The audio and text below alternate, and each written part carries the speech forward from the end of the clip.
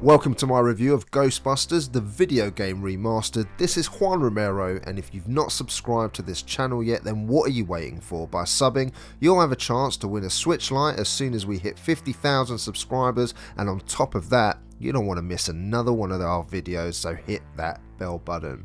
Now let's get into it. I'm an 80s child. I absolutely love 80s movies and music, so don't even get me started, because if I didn't have a gaming channel, it'd probably be a movie channel, because in the 1980s, films like Terminator, Ferris Bueller's Day Off, Gremlins, a Top Gun, Back to the Future, E.T., The Breakfast Club, The Goonies, Big Trouble in Little China, I could go on and on and on. And then there's, of course, Ghostbusters. The one issue is putting this review together is that I have two problems. Nostalgia, for one, is extremely powerful. Like love, it can often blind you, and the other is being a fan of the film. Both of these indeed affect my playing experience with this game, and while there's no getting away from it, I'll always give it to you straight so you can make an informed decision. So in that regard, I'm probably even a bit more harsh. As this is a remaster of a game that has appeared on the PS3, 360 back in 2009, it even appeared on the Wii and PSP, although those versions had a differing story, and of course PC. Now, the one that's been remastered was the versions that appeared on the PS3, PC and 360, and what's new on the Switch version, you may ask? Well, nothing much other than it is a remaster, and it will appear again on PS4, PC and Xbox One. There's nothing different that the Switch version has over the rest, and in reality it's a port of an older game that's been spruced up. Fine for those who have not played it before. What I'm a little bit disappointed with though, in fact, is that there is no multiplayer option of any kind. I always believed that this game would be absolutely perfect to play with a buddy, at least in local multiplayer, but alas, it's not here, and there are no online options of any kind either. Back in the day there was online multiplayer, but the servers were shut down due to a lack of a player base, and while that may be a sensible decision in not bringing that back, I still think it's a missed opportunity to at least play this game with a friend, especially as there's 3 or 4 characters on screen most of the time. With that out of the way, you're getting an 8 to 10 hour campaign here, and well, that's all you really get, and if you're happy with that, please do continue to watch this review. I'm going to start with a story. The story in Ghostbusters, the video game, plays a huge part in this game, and authenticity is hugely important. Games based on films don't usually make for the best games, barring a few exceptions, but straight away I felt the story had transported me into the Ghostbusters universe. As a new recruit here, often referred to as the cadet or rookie, you remain nameless, you don't talk, but you're integrated into the team we loved so much in the films. Only here you're the weapons technician, and every time there is a haunting to investigate, you get to test out one of Egon's latest creations. The story's funny, just as the original films are, and you're certainly going to go all the way with this ride. The fact that Aykroyd and Harold Ramis wrote the story for the game and wrote the original films lends credence to this piece of work, adding the fact that you have the likeness and voices of Bill Murray, Dan Aykroyd, Harold Ramis and Ernie Hudson, and fans of the films are gonna love this. The plot here will take you to various locations like the library, Sedgwick Hotel, the Museum of Natural History and Central Park, but to name a few. There's a love interest between Peter Venkman and a girl you meet along the way, which is going to cause many of you to laugh over again at how Venkman tries in vain at times to get this woman to like him. Cue all the cheesy, cringy moments that we've all come to know and love. Safe now, miss. The Ghostbusters are here. Back off, loser. Never gonna happen. That approach rarely works with me. I'll show you why later. As soon as you start, there's no hanging about. Straight away, you're off to investigate some ghosts on the loose, and here is where your quick bit of training begins and you get to play. So far, so awesome. Here in this game, you're going to do most of the stuff that they do in the films. I mean, when you get missions like sorting out Slimer or going after Stay Puffed Marshmallow Man, or as I like to call him, Tubby Soft Squeeze, well, you can't get more Ghostbusters than that. In essence, this is a third-person shooter, only this time using your proton pack, which has a vast array of differing functions, which as you get further into the game become more and more useful in what it can do. Throw in those upgrades and you're set to become a ghost-busting machine. In between some of your investigations, you can have a bit of downtime, walking about Ghostbusters Fire Station, messing about with a few of the attractions, which is a nice addition. Now, starting with that proton pack, I always love it when information is represented in a visual way in something that you're using within a game. In this case, your health, your chosen weapon mode, which Egon will handily fit to your pack the further in game you get. For example, at one point in the game, you'll come across some black sludgy stuff, which is dangerous if you touch it. So you require, like a fireman, hosing this stuff with green slime called the Slime Blower weapon, which is very apt. The secondary function of this weapon is to tether, which can be used to pull things towards you, like floating platforms or bridges which need pulling down to your level. And all of these weapons modes have differing functions which you'll need to flip between on the fly by tapping the D-pad, which will have each mode assigned. So it's nice and simple. My favourite though was always going to be the classic weapon that you see in the original films. This allows you to drain the ghosts of its energy until you can then slam them around by using ZL. Chuck out your trap by pressing Y, which is handily depicted with a yellow glow, and wrangle that ghost into the trap. It takes a little bit of getting used to, but it feels like you're reeling in a fish and fighting with a strong one until you can reel it in. I absolutely love this game mechanic, and the game adds much more so that it doesn't become overly repetitive. For example, you'll get a dark matter weapon which you can then use to shoot blue ghosts with, and it's kind of like a shotgun. They don't require trapping, so it turns into a bit of a shooter in these sections. Your proton weapon can be used for capturing ghosts, but can also be used to shoot a massive ball of energy to sap your ghost energy away.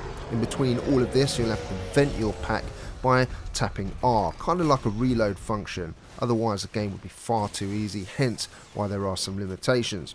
All of this is super enjoyable and it mostly works well. It's not always perfect, there are some frustrations, and one of those is the annoying difficulty spikes when you will die multiple times. And the other, of course, is you can't control your team members and they'll get stunned from time to time, hitting the deck, and you'll have to often revive them in the middle of a fight, for example, which can be a tad frustrating as they seem to get stunned over and over again. But at least the game saves every so often, so the checkpoint is never too far away. Now the controls are quite tight, I never had much of an issue doing what I wanted to do, and the game is rather linear. There's not much exploring to do, although there are at times some parts where you'll be able to just go off with your scanner and you can find some trophies which will keep those 100%ers happy. There is a nice ghostly variety and enemies to defeat, which keeps the game constantly surprising you, which is one of the things I really like about this game. There's some funny moments and some frustrating ones when your teammates, for example, become possessed by one of the game's many ghosts, and you have to get those ghosts out of your teammates by squirting them with green slime, and then to take out the ghost with a proton pack and trapping it. Imagine how fun that would have been had it been one of your real team buddies in co-op play, for example. Damn, I wish that was in. Bosses are fun to defeat too, and they do feel like accomplishments because they are quite challenging. Using the ghost gunner also breaks things up from the constant action. At times you'll have to explore, as I said, a small section of, say, the library to find out where the next ghost went. You can usually sort of find out with the scanner making all manner of noises, or you can check out for the visual clues like some goo that's been left behind, some of that nasty residue to point you in the right direction. Once you find the ghost, you can log it as well, and there's over 50 to find and log. A completionist's dream then. All in all, I had a really good time with this, and that's all you can ask for when you spend money on this type of experience. Now, audio for me is stellar. The actors, as I said, are here from the originals to voice the game, and it really does elevate the experience. The original soundtrack is here too, and I cannot tell you what that does for you in terms of the game, especially if you have that from the original films. It ties it all together very nicely and was massively welcome to this game. There is a problem though, the voice does not match the lip movements, so there are some large lip sync issues, which does my head in at times. It's enough to kind of take you out of the experience for that little bit. It would have been nice to have fixed this issue, seeing as the game, You know, it's over 10 years old now in terms of the port, you know, and this problem was present in the original games. By evil Shandor the architect, you mean evil Shandor the genocidal maniac, right? That's what I was researching when Gozer attacked me. Shandor's architecture firm was involved in a number of projects around town in the late early 1900s. Including Dana Barrett's old building on Central Park West. You mean the one with the extra-dimensional antenna that drew Gozer to our world so he could attempt to destroy it? He had a nice view of the park, though.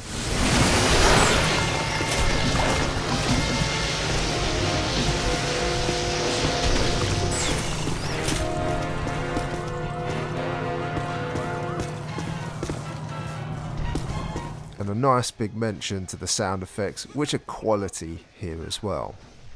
In terms of visuals, again, it's a remaster, so everything looks more crisp, which includes enhanced textures and lighting, and it shows. There's no sort of disguising the fact that this is a 10-year-old game, and it does show a lot more in the cutscenes, but for the most part, especially the level design, it's bloody fantastic to have that spruce up. A lot of the environments are destructible too, and I love all of the little Easter eggs that you're going to come across, which I'm not going to spoil here. As I said though, the environments do look great. Go to the library and the books are going to fly off the shelves. The ghosts look, well, ghostly, and there's a lot of different ones too. Bosses do look great, but it's the characters that look fantastic, and I do love the visual representation of the weapons, venting and health on the proton pack. In terms of value then, well, to play Ghostbusters on the Nintendo Switch, you're going to be looking at $29.99. This is on the Xbox One and PS4, this version, and it's $5 cheaper. In the UK, you're looking at £29.99 for digital, £24.99, which you can buy on Amazon if you want that physical. I'll try and find you that link and pop it in the description in the pinned comment if you want to purchase it. Personally, I'd go for the physical every time, not even a question. I couldn't find, you guys, in the USA a physical copy on Amazon, unfortunately, because it looks like it's a GameStop exclusive, so you'll have to get it from there if you wish to do so. Do I think it's good value? Well, for me as a fan of the films, I went and ordered it as a physical edition, as I like the game and I want it for my collection, and of course, I get affected by all the nostalgia of it all. Does that mean it's good value though? It's not the worst and it's not the best, especially with all the competition that there is on the Nintendo Switch right now. There'll probably be a sale down the line, which you may want to wait for. At the end of the day, you're getting an 8 to 10 hour runtime on the campaign. You may want to 100% the game, and that's going to add a good few more hours for you. And if you're happy with that, then of course it's money well spent. I'm not usually one for multiplayer to be bolted onto a game, especially if the game wasn't designed for it from the ground up. But I always felt that with this particular experience, seeing as there was more characters on screen, I truly felt that this could have had a wonderful little couch co-op to enjoy with a friend. Before I get into my verdict, make sure you subscribe and hit that bell notification for your chance to win a Nintendo Switch Lite, and of course for all of that content that we release. I'll put some videos up at the end of this video so you can see what I'm talking about. In terms of this game, well, video games based on movies is usually a recipe for disaster, but not in this case. Here we have a game where the developer Terminal Reality did a solid job. The visuals have been spruced up, and while you can still see their age, it captures the Ghostbusters universe very nicely indeed.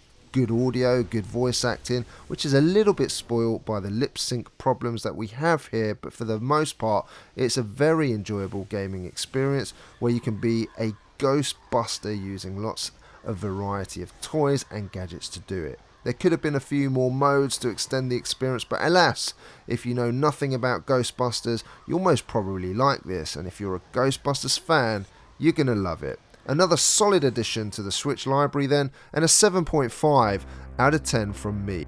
Ladies and gentlemen, if you're still here watching, thank you so much for your support. Why don't you leave us a comment down below letting us know whether you're going to pick this game up, or if you're completely new to this game, you've never played it before, let me know whether you think you're going to be getting this one and adding it to your collection. And please leave us a like if you enjoyed this video. My name is Juan Romero from SwitchWatch. Enjoy the rest of your week and weekend, and I'll see you again on the next one. Take care.